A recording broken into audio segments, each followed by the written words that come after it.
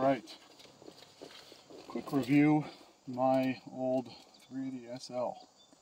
This car is actually sold, but I wanted to give it one more quick drive because it's awesome. So here we go. These cars are, I guess this one in particular is pretty awesome. Fires right up.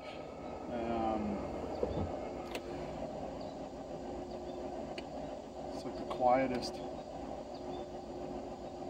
car I've ever driven.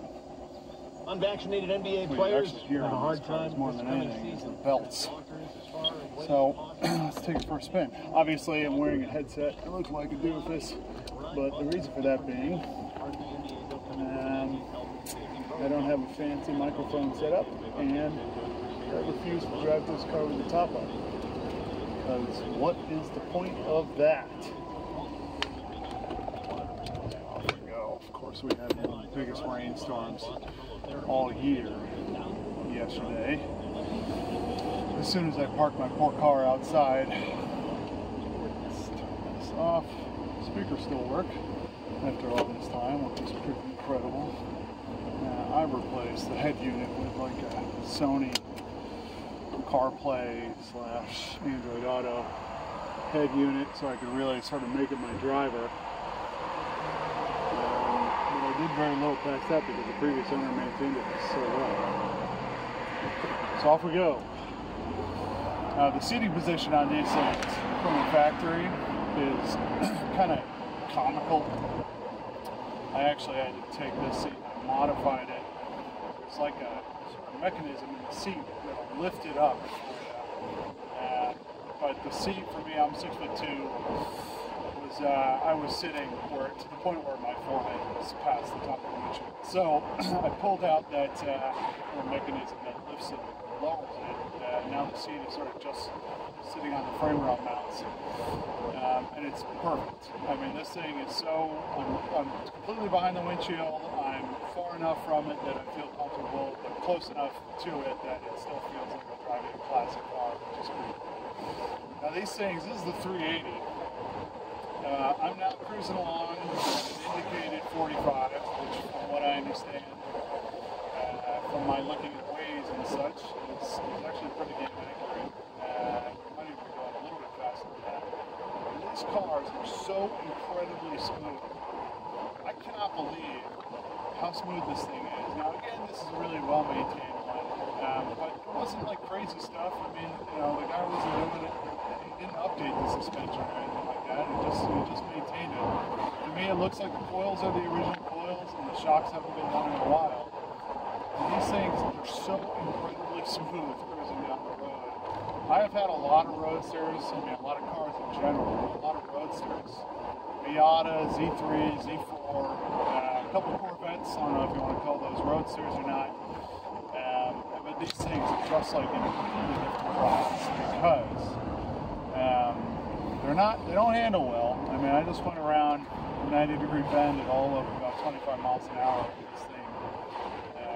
Put me at about a 45-degree angle going around that thing. That's not the point of them. The point of these cars is to just cruise. Put your arm out the window, put your other arm on the little elbow rest here, and just single-hand the steering wheel, cruise along. Now this one doesn't have the factory steering wheel on it, that massive 80s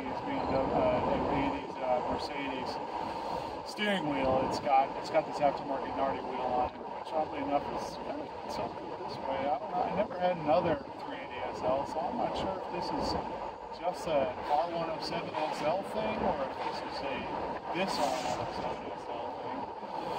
But it's tilted a little bit that way. But I don't care because, again, I'm just out here cruising along on this car. But the steering is incredibly light. Now this one's got a little bit of play in it. You know, I've had a few. I've got a couple. I had 3 W123 Mercedes, the best car ever built, and one of these, and they all had a little bit of play in the steering wheel. I know you can pop the hood and tighten up the steering box on them. It's a lot easier on the 123 than it is on the R107. So I haven't bothered on this car, and it's not so loose that I cared. got new tires put on it, and that was really enough to sort of stop any sort of waywardness in the steering. There's a train coming. Hopefully this guy pulls up far enough to let me turn. Yes. So let's talk about the motor. I mean, these things, obviously, they're not powerhouses. V8s, V8 engines. This is obviously the smaller of the two. I haven't driven the 560. From what I understand, it's got about 260 horsepower, but I just don't see the point. The 560 is quite a bit more expensive than the 380 is. I mean, you can spend damn near twice what you can on the 380. I don't really get the point, because the 380, I tell you honestly, it's super, super torquey. It's got power where you want it, which is basically just to get up to whatever your speed limit is, plus 10, 20 miles an hour.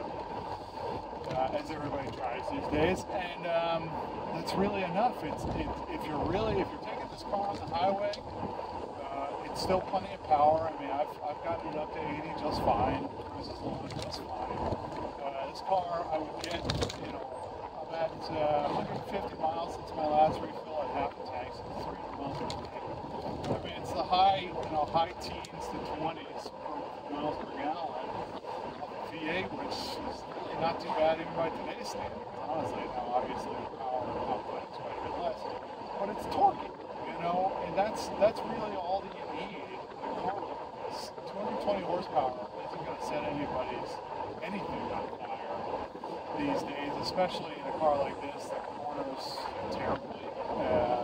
So I don't really see the point of the 560, spending extra money on a 560, unless you really want to go crazy and get a collectible. And by all means, get a 560 and a lot for years. It'll probably be worth more money. But so will this, I don't know if they'll grow at the same rate. 380 SLs, I mean, SLs in general have already gone up in value. I remember 10 years ago you could look around and see these things for $3,000, just a dime a dozen. But you can't find them like that anymore. This one I had to spend at least much money on. I think the buyer was asking somewhere in the $7,500 range. And that was cheap, honestly. And the buyer, the seller was, he had had it for 27 years and maintained it perfectly. There were others that were more expensive, the paint was in a little bit better condition, but I wasn't interested in those. I wanted one with a really good history, and this one had that. So off we go. Here's from the stop. It does finally make a little bit of noise when you really get on it. Past that, you can't even tell the motor's running. You hear the belts more than you hear the actual motor. Again, this car is not for people to drive around fast in. It's not for sport. It's not the point of these cars. The point of these cars is to take the top off on a nice day and just float around the back roads, somewhere approaching speed limit, comfortably as hell, without hearing a single freaking rattle that Miatas or any of the Japanese cars that we can't even the BMWs. It's these things are just so incredibly solid. Ross, go ahead. I'm in no rush. Nice family walking their dogs and their child. Those are another acceleration test. I mean, you feel the torque on it, That's all that really matters. You get the torque. So my other sort of favorite thing about these cars is that I don't know how they managed to do this. Aerodynamic. They're really, really smooth. You can roll up the windows on these things on the highway, and I swear to God, the only thing you'll hear is wind hitting the antenna, which is about 17 foot long. But you can cruise along and you can have a conversation at an almost normal indoor voice, which I have not experienced any of them that you can have that experience with. The closest you'll get is with two-seaters, like a wind blocker back here. I don't have a wind blocker in this car. But even I had a Z3 M Roadster with a wind blocker, 2-seater, and my voice was absolutely shot after driving a few hours on the highway that day. I'm saying, I mean, you could genuinely just cruise along all day with the top down. They did a really incredible job. You know, I don't know how they managed to do it. It might be because it's so low, or because the back is so flat that it creates no sort of buffeting in the wind. But it's just really, really smooth, clean air that hits you. It's a really, really pleasant experience. I'm cruising along now at 50, and if somebody was in the car with me, I swear to God, we could just talk. I'm talking pretty quietly. Hopefully all this stuff is getting picked up, but we can talk just fine. And here's another great thing. Now, this is particularly terrible part of this road. The great thing about these cars, I'm sure you can see the camera shaking all over the place, is things almost as old as I am. It's 35-ish years old. And not a single thing on this car rattles. Nothing. Absolutely nothing. When I got it, the doors made an ever so slight sort of clunking noise because there was play in the door jambs, a little sort of pinhole that the door jambs go to. But that, I sorted that really, really easy on eBay. And now the doors don't flex at all. And there's nothing on this thing that rattles. It's incredible how solid these cars are. So, I mean, really, that's it. You know, that's all I have to say about this car. The car is actually getting picked up tonight. I wanted to do this one last review. I've still got my plates on it. It's still insured. Because I really like this car. I actually am kind of wondering to myself why the hell I chose to sell it. But that's the way it goes when you have car ADD, such as I. Yeah, I'll definitely have another one of these days. I've been looking at the R129.